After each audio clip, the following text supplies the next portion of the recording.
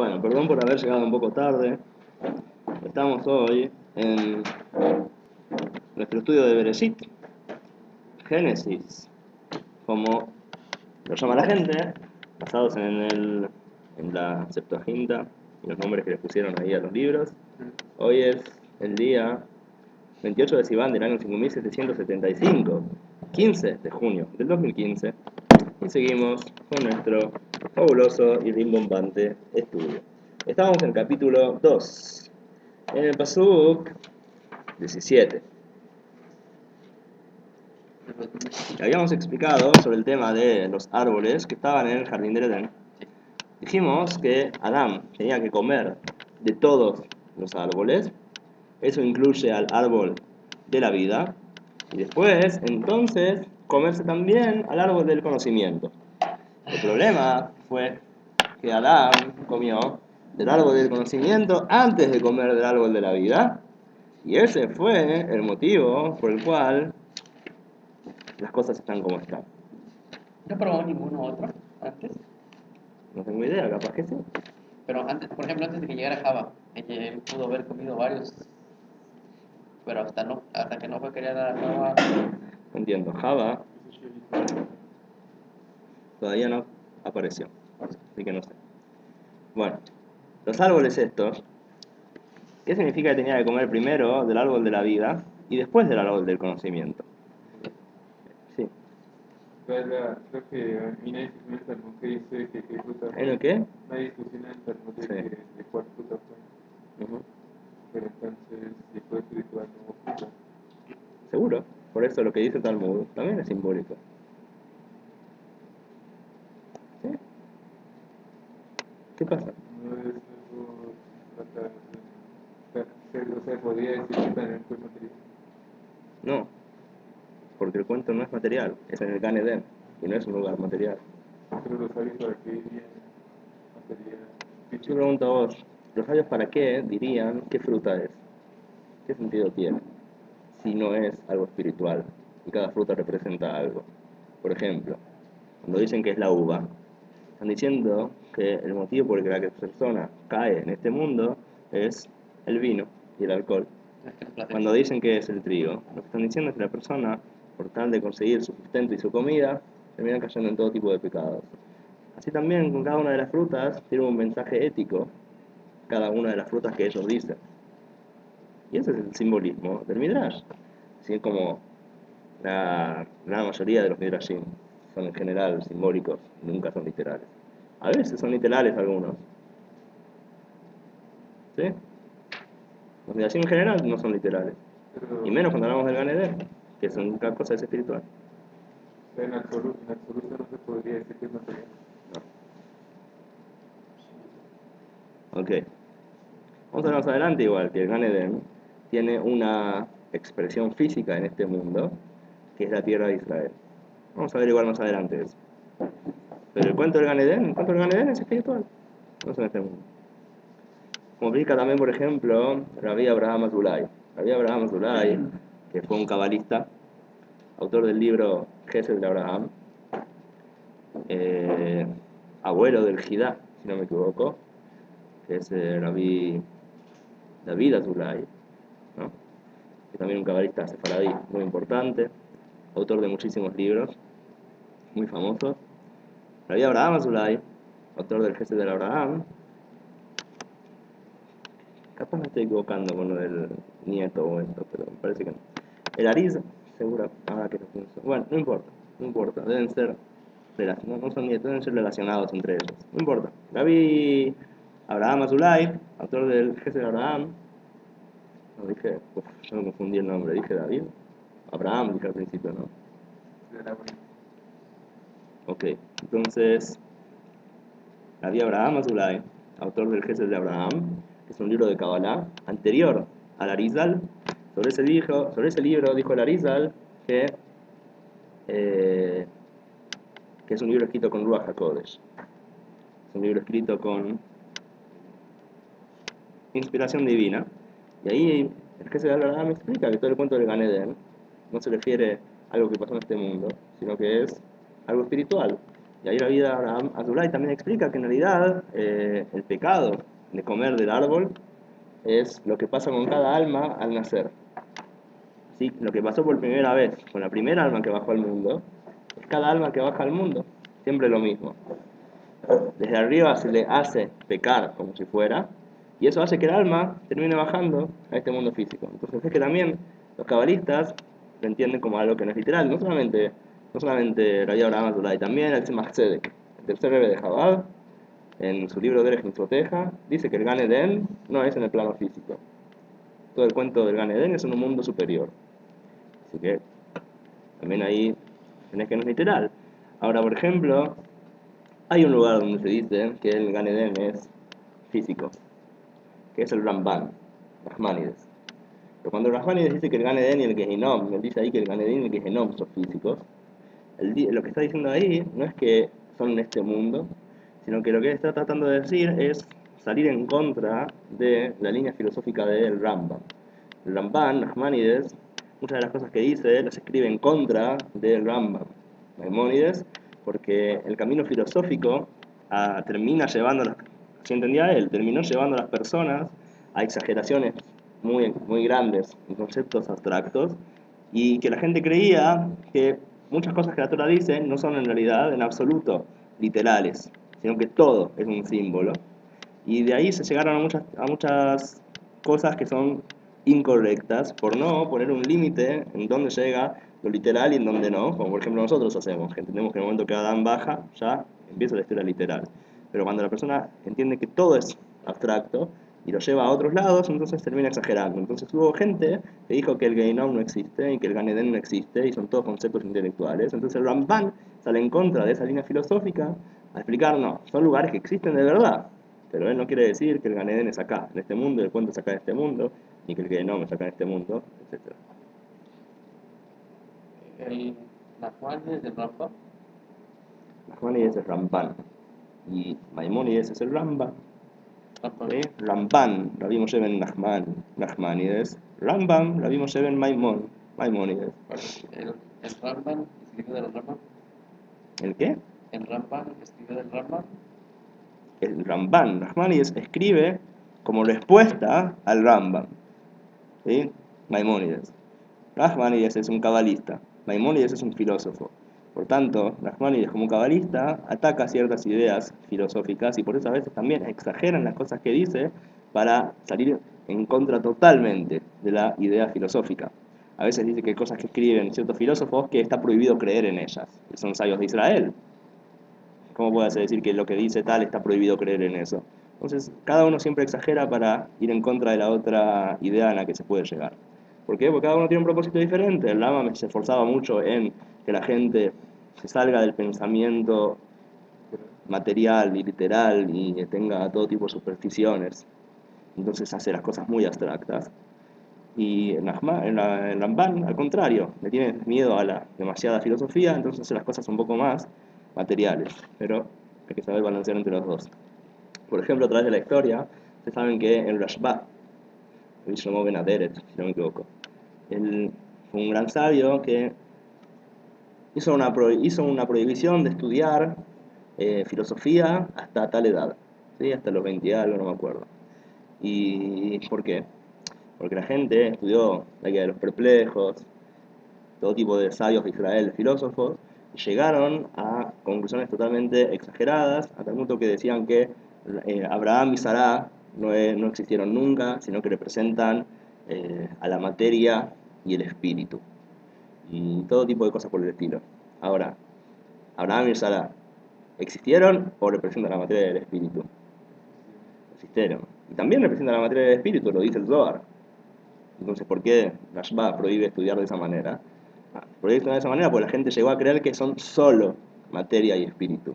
Entonces, dicen, no, ahora no lean esto y lean solamente otras cosas para vuelvan a creer que es literal. Pero ¿qué pasa cuando uno cree que solo es literal? También no aprende nada del texto. Entonces, cada sabio en su generación lucha contra algo, en contra suyo que es exagerado, pero por eso también a veces termina exagerando. Entonces hay que saber poner las cosas en su lugar.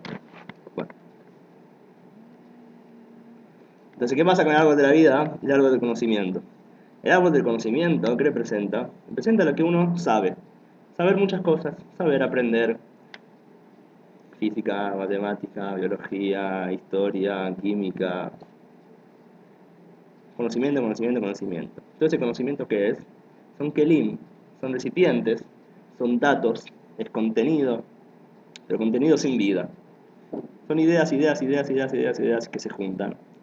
Pero la persona, al final, de eso no vive. Entonces, ¿qué tiene que hacer la persona? Tiene que primero comer del árbol de la vida y llenarse de vida, llenarse de sentido, entender para qué, tener un propósito. Y ahí tiene sentido que también coma del árbol del conocimiento. Pero si come solo del árbol del conocimiento, entonces pierde la vida, se muere. ¿Qué significa en otras palabras? Que no hay que ir a la universidad sin haber ido antes a la yeshiva.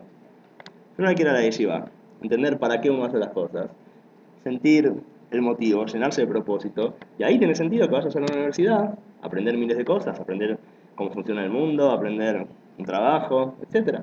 Pero si no tenés un motivo de por qué, para qué, entonces ¿qué sentido tiene después aprender todo tipo de datos que no te dan nada? Y al final la persona a eso, ¿a qué lo lleva? A estar muerto, a morir, como decía Kant. Kant decía que un filósofo ya no puede vivir feliz. Una persona que ya filosofa demasiado, en un momento deja de vivir feliz, no puede vivir feliz.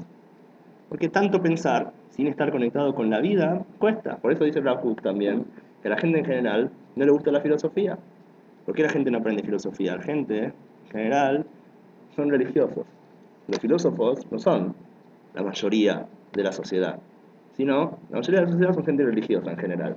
O gente que va a cualquier tipo de religión. Puede ser todo tipo de New Age, puede ser mística, puede ser, yo qué sé, cada día inventan otra cosa. Pero la mayoría de la gente es religiosa y no filósofa. ¿Por qué? Porque la persona por naturaleza siente que la filosofía es tan intelectual que lo va a desconectar de todo el resto de su cuerpo. Dice, mi cabeza está acá y termina acá, mi cerebro.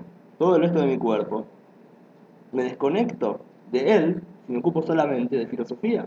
Yo quiero vivir, quiero escuchar música, quiero cantar, quiero bailar, quiero amar, quiero sufrir, quiero odiar, quiero enojarme, quiero comer, quiero tomar. La persona es parte de todo lo que es una persona, esas cosas. No solamente pensar. La filosofía lo mete a la persona solamente en un mundo intelectual. Por eso la mayoría de la gente, dice Rav Kook, no busca la filosofía. Por eso la gente que sí busca cosas religiosas y místicas que en general le hablan a todo el resto de la persona. En realidad, en la práctica, lo que pasa es que ni una ni la otra le dan a la persona todas sus necesidades. La religión, la mística, al final no les dan intelecto a la persona. Entonces, la gente en general va o a un lado o a otro. Lo que hay que hacer es poder unir las dos. Hay que llenarse primero de sentido de la vida, de vivir, de entender para qué vivir. Y entonces después uno puede llenarse también de todo tipo de contenidos intelectuales. En ese momento los contenidos intelectuales van a tener vida adentro suyo. Entonces si él hubiera comido del árbol de la vida y después hubiera comido del árbol del conocimiento, todo estaría bien. Pero cuando uno come primero del conocimiento, después ya no puede comer del árbol de la vida. Digamos lo siguiente. Si se fijan, podríamos explicarlo de una manera más natural también, incluso la idea. Digamos que el mundo apareció en un momento, ¡pum!, explotó el Big Bang. Y avanzamos, 13,7 millones o 14,7, perdón, millares, 14,7 millares de años después, aparece el ser humano sobre el planeta Tierra, después de años y años y años y años y años de evolución. Ahora, ¿cómo funcionan las cosas? Todo va funcionando que primero aparece la Tierra, aparece lo mineral. De lo mineral se forman proteínas, todo tipo de cosas, hasta que aparece un ser vivo. Se junta hasta que aparece un ser vivo. Después, yo sé, de paso, hay algo interesante en esta parte. ¿Sí? Ustedes fíjense que yo hago una pausa entre el cuento que estoy contando y hablo de un tema de costado y voy a volver. En general, muchos religiosos tienen un problema con la evolución y les gusta usar la siguiente excusa. Dicen, ¿cómo vas a explicar que de algo muerto se forme algo vivo? Es imposible. Tiene que haber sido Brahma. Ah, Hashem, sí, también. Ah, cualquier Dios, ¿no? Elija su propio Dios, ponga ahí a su Dios en los tres puntitos, elija su Dios. Tiene que haber sido un Dios. O sea, no aceptan lo que se llama la abiogénesis. La abiogénesis es lo que explica de cómo de materia inerte se crea un ser vivo, se crea la vida. Dicen, no, es imposible que la evolución me explique cómo se creó un ser vivo. Ahora, si fueran religiosos de cualquier religión, está bien, los entiendo. Pero si son judíos religiosos, entonces no puedo aceptar ese argumento. ¿Por qué? ¿Ah? ¿Por qué? Lo pregunté yo antes, en la mente. ¿Qué? Pero sería, Todavía no expliqué por qué no puedo. sí, pero Ya tenés algo para decir. Ok. sería estar negando la creación de Hashem. ¿Qué sería esta navegación de Hashem? Ponerle a algún pensamiento científico de cómo se creó todo, lo que hace de la mano de Hashem. Yo no me olvido de la mano de Hashem. Yo sé que no, pero se piensa así. Ok, ahora voy a contestar lo que dijiste. Yo solo tuve que explicar ayer eso mismo, pero voy a explicar de vuelta. Ahora voy a explicar. Haceme acordar, ¿sí? Ok. Vale la pena decirlo en el video, ¿no? ¿Por qué no lo puede aceptar un judío religioso eso? Porque el Talmud dice, por ejemplo, hay una halajá, ustedes están estudiando la halajot de Shabbat, ¿cierto?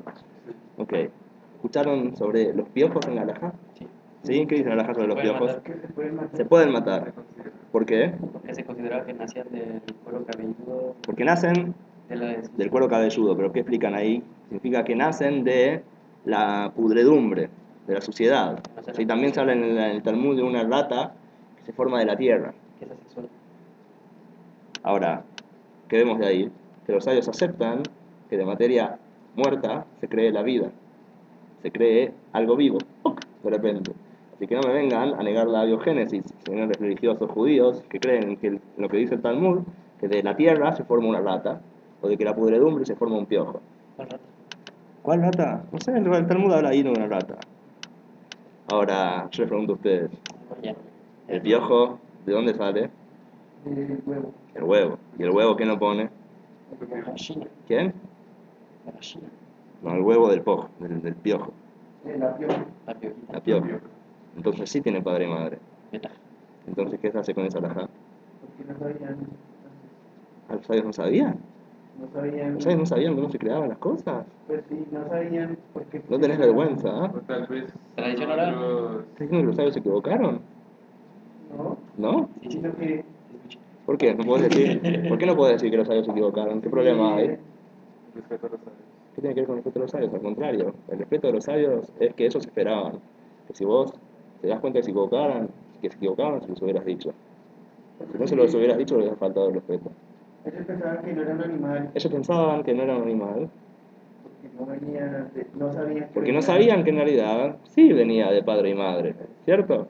Pero en realidad sí vienen de padre y madre. O sea que si los sabios hoy en día estarían acá y se hubieran notado que sí vienen de padre y madre, ¿qué hubieran dicho? ¿Que se puede matar en Shabbat o no? ¿Qué no? Perfecto. Entonces el ajá es así. Sí. A menos que digas, en realidad hay diferentes enfoques. Hay quienes te van a decir que es algo subjetivo. Y como a nosotros nos parece que nacen de la nada, no es así. No sé, a mí me parece que... Debería cambiar la. Y no, Seguro. tal vez les hablan de otro que Ok, es una de las otras respuestas que dan algunos. Otros explican que es otro piojo. Está bien, puede ser. Sí, aún así, si es otro piojo, significa que el tuyo sí se lo puede matar. Perdón, no se lo puede matar, ¿no? Si es otro piojo, entonces no aplica el tuyo, ¿no? ¿Me entiendes? Ok. Bueno, los sabios, ya dice Rav Shiller Gaon en su famosa carta, a través de también toda la historia sobre los Midrashim fue dicho que los sabios no eran científicos, los sabios no eran médicos. Y el Rambam también dice en la guía de los perplejos, no me hagas por favor que te tenga que explicar lo que dicen los sabios sobre astronomía, porque todos sabemos que en la época de ellos no sabían bien astronomía, así que no tengo lo que explicar, simplemente no sabían bien las cosas. Lo dice el Rambam, lo dice el Rav Shiller Gaon, lo dice el Rabbi Menachem Meiri también. Dice los sabios, el Rabbi Menachem Meiri dice, los sabios creen en demonios. ¿Nosotros tenemos que creer en demonios por eso? No, ¿sí? Significa que los sabios creen en demonios. No significa que nosotros tengamos que creer en lo que ellos creían. Si tienes algún problema, puedes preguntarle a Rabbi Menachem Meiri, comentarista de Talmud. de los gargalitos. ¿Qué pasa? Claro, si el Rambam cree en los Galgalim, si el Rambam cree que hay esferas alrededor de la Tierra, ¿yo tengo que creer que hay esferas alrededor de la Tierra? Por supuesto que no. Sí. Ok. Hay un científico que habla sobre la, bueno, hace una explicación sobre la creación espontánea de la vida. Sí. Hace una prueba donde pone basura en un utensilio, lo deja ahí unos días y según él, al cabo de un tiempo, se crea vida espontánea. Sí, hoy en día No sí, sé si, hoy en no sé día. si iba a tener algo que ver con nosotros. No, tiene que ver con ciencia, pero sí, hoy en día la teoría de la biogénesis, una teoría que explica bastante bien de cómo se creó la vida. No sé si es una teoría total, pero Yo la teoría de la vida espontánea, no me acuerdo cómo. que no es espontánea en realidad, No, sino que hay un claro, proceso. realmente dejaba basura y Sí. se metían los ratones. Esto que dijeron y los sabios no saben todo, no se explica sobre una ¿verdad? ¿Sobre un naví? Por supuesto que también se aplica sobre un naví. El naví no sabe todo. Pero si El naví sabe lo que ve, en lo que no ve, no sabe. pero si nadie ¿Qué tiene que ver? Como se lo ven. tiene contacto directo. Todo el tiempo, cuando quiere. No, porque, El naví él ve ciertas cosas que logra ver y otras no ve. por ejemplo, cuando O sea, No son gente que sabe todo los Moshe- Nevi'im. Solo Moshe sería la excepción, que sería Yo tampoco sabía todo. me pregunta cuando fue lo de Si la Moshe hubiera sabido todo, tampoco tendría que haber cumplido Torah y Mitzvot. Lo dice el Tanya, el capítulo 5. Moshe tampoco estaba a nivel más alto de sabiduría. Por eso todavía tenía lo que hacer, estudiando Torah y sabiendo Mitzvot. Si él hubiera sabido todo, no tendría que haber cumplido Mitzvot en absoluto. cuando uno de una tribu muere, tiene puras hijas y no sabe quién va a heredar y va a Hashem y le pregunta qué debe hacer. Ok. Que no lo sabe todo, tiene que Que Moshe también no se acuerda de eso, tiene que preguntarle. Sí, no sabe la halajá y tiene que preguntarle a Hashem. Sí, tiene que recurrir. seguro. tiene contacto directo. Tiene contacto directo, sí, Pero no lo sabe. pero lo que no pregunta no sabe. Así que no le preguntó si existían los dinosaurios, porque nunca escuchó del tema. Si hubiera preguntado, tal vez hubiera recibido respuesta, pero no preguntó. Porque él se ocupaba de otras cosas. No era científico, él se ocupaba de otras cosas. Y también los sabios, dice también el Ramban, Nachmanides dice, no tengo ninguna obligación en creer literalmente ninguna de las Agadot. En uno de los cuentos, leyendas del Talmud, dice. Hay que entender las cosas como se pueden entender. Eso de que en últimas generaciones los rabinos que hacen volver a la gente en Teshuvá convenzan a todos de que todos sabían todo, bueno, que se arreglen ellos, ¿qué voy a hacer? Que se arreglen ellos con los Rishonim, con los Aharonim, con los Saboraim, con los Geonim. ¿Dónde estaba antes? Entonces nos pregunta el gran Yosef Haim, que tiene su nombre basado en el Ben Ish Chai, la siguiente pregunta: pero, ¿cómo aceptamos la evolución si estamos olvidándonos de Hashem? Estamos diciendo que si el hombre fue creado a través de la evolución, entonces no fue Hashem el que creó al hombre. Esa es la pregunta de Yosef Haim. Sí. Yo le pregunto a Yosef Haim: ¿cómo se forma una banana? ¿Cómo se forma una banana? Primero, sale del árbol. Sale del árbol. Sos un hereje. La banana la hace Hashem. ¿Te olvidaste de Hashem? Pero No, tenés lugar en este lugar. Acá somos toda gente religiosa, muy profundamente comprometidos con la Torah. ¿Cómo vas a decir que la banana no la hizo Hashem? ¿La hizo un árbol? ¿Qué es eso? ¿Se entiende? ¿Ah? La hizo Elohim, ¿no es cierto? Y es la naturaleza. Exactamente. Hashem se revela a través de la naturaleza. Y del hecho de que en la naturaleza vos no veas la mano de Hashem, no significa que no sea que fue Hashem el que lo hizo. ¿Sí? Entonces, por supuesto que podés decir, así como decís que Hashem hizo la banana, a pesar de que la banana en la práctica no vino directo de Hashem, ¡pum!, sino que hubo una semilla que se creció en una palmera y la palmera sacó una banana, lo mismo así sobre el ser humano. Hashem creó al ser humano, pero eso significa que un montón de evolución, hasta que apareció Miguel Briggs. Pero, ¿qué más hay que decirte? Es lo que dice también Eliyahu, ¿cierto? Hashem nos llamamos en general con dos nombres, Yud-Kei Vav-Kei y Elohim. Cuando decimos Yud-Kei Vav-Kei, estamos hablando de Hashem como hace las cosas como si fuera directo, como la profecía. Habla directo con la persona. Aunque la profecía tampoco es siempre directa. A veces hay un montón de imágenes en el medio que confunden al profeta. pero menos con Moshe. A ver, pero con el nombre de Elohim, el nombre de Elohim representa a Hashem como se inviste en la naturaleza. Entonces significa que la naturaleza misma es una forma en la que Hashem se revela oculto en la naturaleza. Pero nosotros decimos que todo viene de Hashem, a pesar de que vemos que viene a través de la naturaleza. Uno lo contradice al otro. Una cosa más quiero agregar. Una cosa más también es lo que explica el Rambam, Maimónides, en el Moreh Nebuchim, en la Guía de los Perplejos, en el capítulo 48, en la segunda parte del Moreh Nebuchim, segunda parte del capítulo 48, que es el último capítulo sobre la profecía, dice Maimónides lo siguiente: en este capítulo presta muchísima atención y profundiza mucho, dice ahí el Rambam. Dice, tenés que saber que la Torá, cada vez que dice que Hashem dijo, o habló, o envió a alguien con una misión, o manejó las cosas, no significa que Hashem le dijo a la cosa de verdad, ni que le habló a eso de verdad, a esa persona o a la cosa de verdad, ni que él manejó directamente las cosas, ni que de verdad mandó a las personas a hacer una cosa, sino, en realidad hubo todo un proceso natural. Y nosotros decimos que eso viene de Hashem. Trae diferentes ejemplos. Dice, por ejemplo, los psukim, los versículos dicen que Hashem le dice a la nieve que caiga. Entonces la nieve cae. ¿Significa que Dios le dice a la nieve cae y entonces cae? No, la nieve cae a través de un proceso natural que hace que caiga nieve. ¿Por qué la Torah dice que Hashem le dice a la nieve que caiga? Pero nosotros, cuando vemos un proceso natural, se lo atribuimos a la causa primera, que es Hashem. Pero por supuesto que no negamos todo el proceso del medio. Así también, cuando Hashem le dice al pez que traga a Yoná, que lo escupa. Y se le dijo a Hashem al pez que escupa a Yoná, el profeta. Dice Rambam, el pez no era un profeta, así que no puede haber escuchado a Hashem hablándole. ¿Cómo puede ser que diga el pasú que le dijo a Hashem al pez? El pez no escucha a Hashem. Sintió que tenía que Sino que, sí, sintió que tenía que escupir, puede ser. Sí, tanto se sintió que tenía que escupir, tanto si de repente pintó que tenía que escupir. Fue un proceso totalmente natural, que el pez ni siquiera sintió que Hashem le estaba hablando, y llegó el momento de escupirlo, y eso es lo que dice el pasú, que Hashem le dijo que lo escupa. Obviamente no es que Hashem le dijo, sino que fue el proceso natural, y nosotros al proceso natural encontramos a Hashem dentro de este proceso. Nosotros decimos que es Hashem manejando las cosas. ¿Qué más? Dice otro ejemplo más, el Rambam. Dice, incluso con personas. Incluso con personas. Por ejemplo, le dice Jonatán a David, ve, porque Hashem te ha mandado. Y dice ahí el Rambam, pero Hashem no lo mandó a ningún lado a David, sino que es lo que habían hablado entre ellos. Vemos acá que los psukim incluso a cosas que las personas deciden, los llama que Hashem les dijo que lo hagan.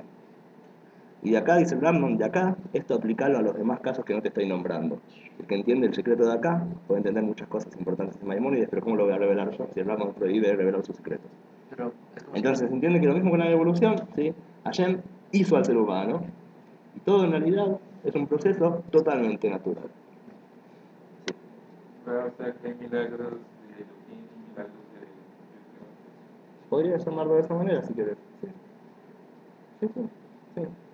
Podrías decirlo así, seguro.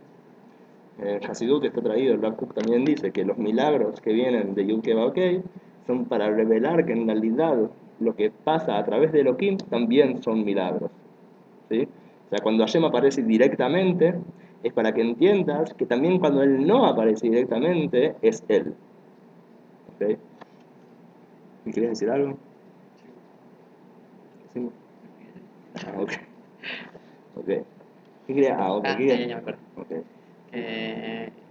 Pero en el caso de Jonathan y David, si sus acciones las ven como algo que viene de Hashem, es como si no creyeran en el libro de Dios.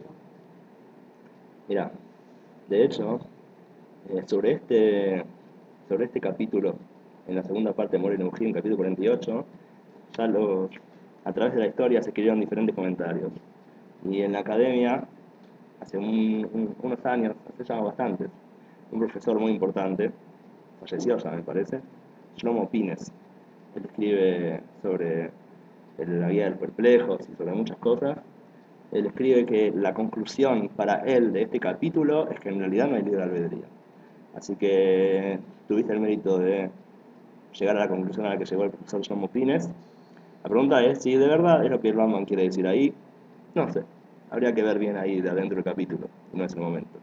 Pero hay quienes llegaron a esa conclusión. Así que tu pensamiento te está llevando a que estudie filosofía de la Edad Media en la universidad, parece. Bueno, ¿dónde estoy? Ah, ok, al final hice una ventana gigante. Al final me fui totalmente del tema. Pero son cosas importantes de explicar. No, ¿Sabes? O sea, la salida de Egipto sí fue directo. no quiero empezar a descubrir los secretos del Rambam en este momento. Dejémoslo en el beneficio de la duda. ¿Dónde estaba? Voy a llevar. A ver, último. Cuando los sabios dicen que hablaron con el diablo Naví, El Manual de Praga explica que no es que hablaron con Eliyahu Naví, sino que Eliyahu Naví representa... No, representa un tipo de inspiración divina que aparecía en los Batei Midrash. Pero no es Eliyahu Naví. Se explica el Manual de Praga. así con ángeles. No sé de cada caso cómo decirlo, y tampoco puedo saber si cada caso es exacto, pero obviamente en general cuando se habla de Eliyahu Naví representa un tipo de inspiración que aparece en el Betamidrash, que aparece en los alumnos, así explica el Maharal. Ángeles, no sé de qué ángeles hablan, qué significa que ángeles, ¿hablan con ángeles los sabios del Talmud? Nombrar ese, No sé, caeme el caso y vemos. estaba en el libro que escribió el libro de Barbado. Libre. Bueno, no sé, tengo que seguir, quiero seguir, ok. Cuando entremos ahí, nos fijamos, pero en general, la mayoría de los comentaristas no consideran que sean cosas así, pum, de repente directas. No solamente eso, incluso hay casos en el Talmud que dice que un sabio los vio a todos, los miró y los convirtió a todos en huesos. Nosotros sabemos que el caso no es que los convirtió a todos en huesos, sino que conocemos el cuento. Está escrito en los libros de Flavio Josefo lo que pasó. Pasó que el sabio lo faltó el respeto y hubo todo un problema en el Bet Midrash y eso tuvo relación con el gobierno romano y provocó problemas políticos y entonces un rey mandó a matar a todos. El Talmud, en especial el Talmud babilónico, es casi siempre súper simbólico. No le importa contarte lo que pasó históricamente. Entonces te dice, los miró y los convirtió todos en huesos. Pero no solamente eso, sino que los mismos cuentos que están en el Talmud de Babilonia están en el Talmud de Jerusalén y te das cuenta que en el Talmud de Jerusalén se te cuenta toda la historia de lo que pasó. En el Talmud de Babilonia se te resume todo y se te dan todas imágenes simbólicas porque la intención del Talmud de Babilonia no es contarte la historia, sino tratar de darte el mensaje que quieren invocarte a través de la historia. Y por eso se repite el mismo cuento del Talmud de Jerusalén, pero es explicado totalmente natural. ¿Sí? Bueno, volvemos por atrás, si es que me permiten, ¿dónde estaba? Ah, ¿qué quería decir? Yo sé lo que quería decir, ahora voy a volver. Dijimos que el problema fue que primero se comió el árbol del conocimiento y después el árbol de la vida ya no se podía llegar. Ahora, en un momento vamos a comer el árbol de la vida. Y aparte, como sabemos, todo esto estaba planeado. Así que, ¿qué es lo que hay que hacer? Como el ejemplo que nos dieron los dulces con la maestra. Sin ejemplos, quiero seguir adelante. ¿Qué pasó entonces? Sí, con el ejemplo de la maestra. ¿Qué pasó? ¿Qué quiero ver? ¡Ah! ¿Qué hay que hacer entonces hoy en día? La idea era primero comer del árbol de la vida y después llenar de vida a todo contenido del árbol del conocimiento. Pero ahora que pasó al revés, tenemos que hacer el camino en reversa. Lo que nosotros tenemos que hacer hoy en día es, a través del árbol del conocimiento, llegar al árbol de la vida. ¿Cómo se hace eso? Hay que ir hacia el árbol de la vida a través del árbol del conocimiento y en ese momento el árbol del conocimiento va como absorbiendo del árbol de la vida y se va refinando. En un momento cuando termine toda la refinación del árbol del conocimiento vamos a llegar al árbol de la vida completamente unido con el árbol del conocimiento. A ver si se entiende lo que quiero decir. Ahora sí, para entender lo que quiero decir voy a volver a lo que estaba diciendo antes. La evolución avanza, avanza, avanza, avanza y de repente aparece un ser anterior al Homo sapiens o incluso el Homo sapiens. ¿Okay? Hasta un tiempo se decía que nosotros somos el Homo sapiens sapiens. Hoy en día ya no se dice Homo sapiens sapiens, sino Homo sapiens en general. Entonces, los animales, todos los seres del mundo, ¿sí? Primero que nada, viven, existen y no se sienten a sí mismos con un ego muy grande, como la planta simplemente vive y todo el tiempo tiene comida, todo el tiempo está creciendo y está perfectamente bien. Los animales viven su vida, se mueren, no piensan demasiado en qué va a pasar mañana, qué va a pasar hoy, etcétera, sino que se cuidan, viven, siguen, duermen, comen, son felices, está todo bien, se pelean, se matan, pero siguen viviendo. Así en general toda la naturaleza y todos los seres que viven en la naturaleza viven, simplemente viven y fluyen con el flujo de la vida. El ser humano llega a un momento en el que avanza tanto y en un momento, de repente, llega como al límite de donde llega la naturaleza y se rompe. Y entonces deja de vivir y se concientiza de que él existe como un ser separado de todos los demás seres y de la naturaleza, se siente responsable por las cosas que él hace, entiende que hay bien y que hay mal, y empieza a poder pensar en una manera que ningún otro ser podía llegar a ese nivel, y en ese mismo momento, al poder pensar tanto, deja de vivir, muere, en cierto modo. En cierto modo, pierde un poco de vida por empezar a pensar tanto y entender las cosas. Es el pasar de la naturaleza al perder la vida, perder el árbol de la vida, y entonces recibir el árbol del conocimiento. Es como que la naturaleza avanza tanto que en un momento se rompe, no se puede estirar más, y al estirarse tanto, se abre una grieta dentro de la naturaleza. Y eso es en el ser humano. El ser humano de repente se abre una grieta, de repente el hombre estaba todos los días viviendo bien, como todos los animales vivíamos como los animales. Y de repente un día, mientras comía un tamarindo, hace... y ¿cómo se llamaba el de Death Note? Cuando toca el cuaderno por segunda vez y de repente... Déjame ver, déjame ver. ¿No? De repente...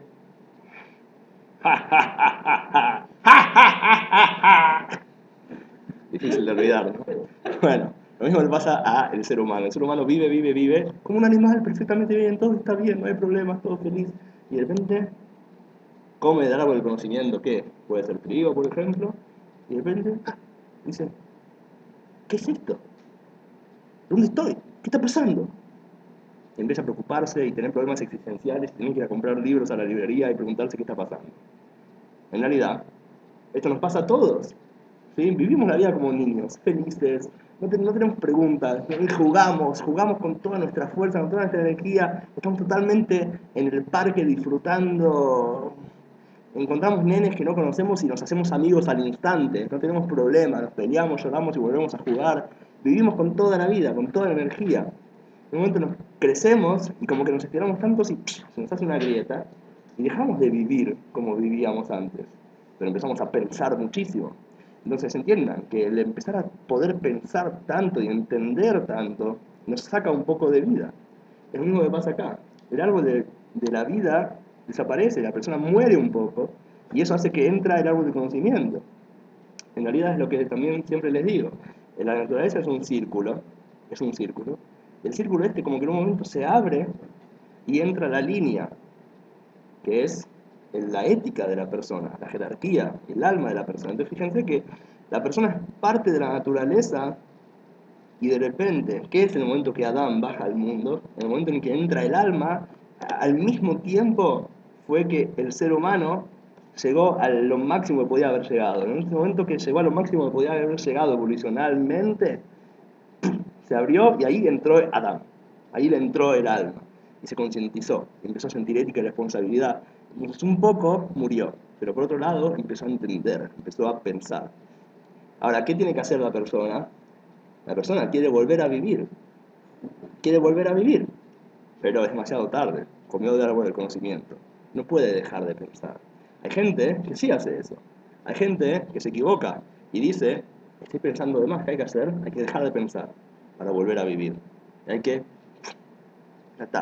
no aprender más. La gente tiene una tendencia a lo que se llama una mystical ignorance, ignorancia mística.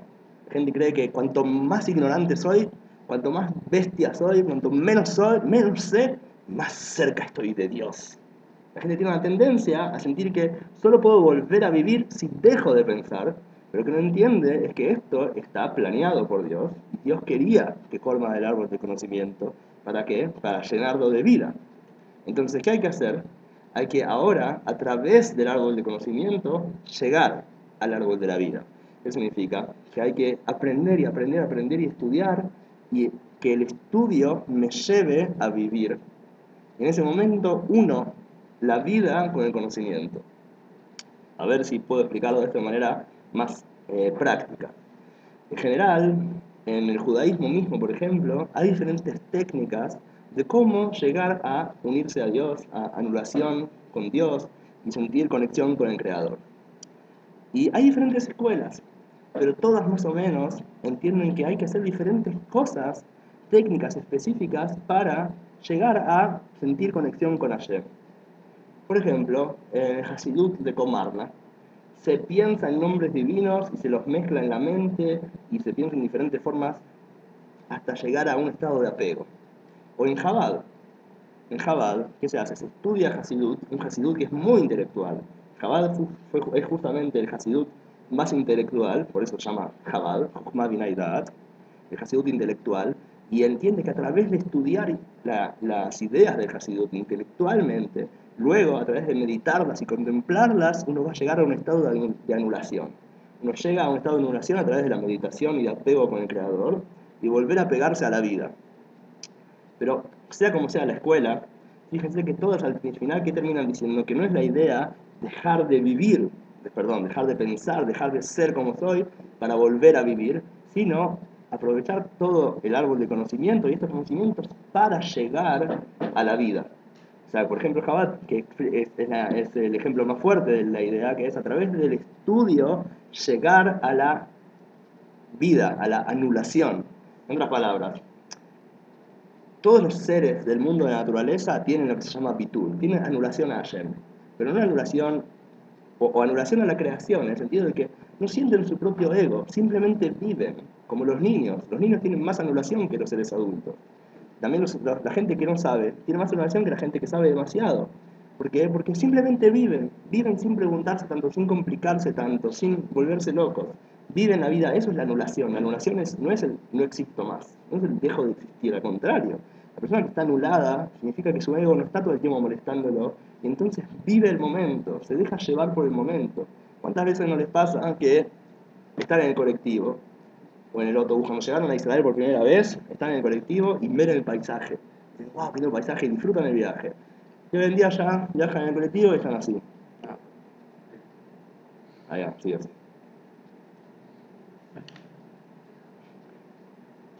¿Dijiste algo? ¿No? Eso es el que ahí estás anulado al celular, pero no estás viviendo el momento. O sea, fíjate que te concentras en un punto y entonces no vivís todo lo demás. Entonces todo el ser humano y la humanidad y los niños, etcétera, todos estaban anulados a Hashem, anulados a la fuente de vida, anulados a la naturaleza. Pero esa anulación les deja vivir y que la energía fluya libremente a través de ellos. En el momento en que el árbol de conocimiento entra, la vida y la energía no fluye porque uno no está anulado. Entonces la idea es volver a la anulación, pero no hay que creer que la anulación es morir, la anulación es volver a vivir totalmente. Y Chabad, por ejemplo, el camino es a través del árbol del conocimiento, a través de estudiar, a través de pensar y meditar, volver a llegar a la anulación. En ese momento, al ser que es el árbol del conocimiento, el estudio, el que te llevó al árbol de la vida, el mismo árbol del conocimiento se llena de vida y se refina. Hasta que en un futuro vamos a poder haber terminado de refinar totalmente el árbol del conocimiento y poder adquirir entonces el árbol de la vida sin ningún problema. Significa que el plan de Hashem en realidad desde un principio es que a través del árbol del conocimiento llegues al árbol de la vida. Pero si vos no entendés eso, no entendés que el estudio es para llegar a vivir, para llegar a la anulación y volver a vivir, entonces al final quedás siempre en la mitad del camino. O sea, personas que saben, aprenden, pero nunca viven al final, nunca se conectan con su familia, nunca se conectan con Hashem, al final siguen en el árbol de la muerte, en el árbol del conocimiento sin la vida. En general, siempre está este problema en las personas. Están los hippies, que solo quieren vivir, están los maestros de la academia muy amargos que solamente quieren saber. Y la idea es justamente, a través de la sabiduría del conocimiento, llegar a vivir. Es lo que el Rambam también dice al final de toda la guía de los perplejos, que todo el propósito de todos los estudios de la filosofía y de la Torá es para llegar después a poder meditar en estas ideas y estar en un estado de apego a Hashem. Que otra vez el apego no es una muerte, al contrario, es llenarse de vida y vivir el momento y poder fluir. Esa es la intención. ¿Qué hora es? Ser hippie y querer estudiar. Yo diría que es estudiar hasta que el estudio te lleve a ser hippie. Pero si soy hippie, No hace falta dejarse el pelo largo igual. pero si soy Y hippie, si llegas a tener drogas, me las tenés que dar a mí. Entonces Porque no las puedes tomar. ¿Eh? hay que ser creativos, originales y ¿Cómo? hay que ser divertidos cuando estudias. Por supuesto. sí, como eso. Si querés, ser como Bresler, está bien, cada uno elige su camino, Bresler también es lo mismo. Es llegar a la alegría, a la felicidad, a unirse con la gente y vivir a través de los estudios, de lo que enseña Rabbi Nachman. Pero siempre al final nosotros necesitamos pasar por el árbol del conocimiento para llegar al árbol de la vida hoy en día. Porque ese es nuestro propósito hoy en día, el final, el árbol del conocimiento.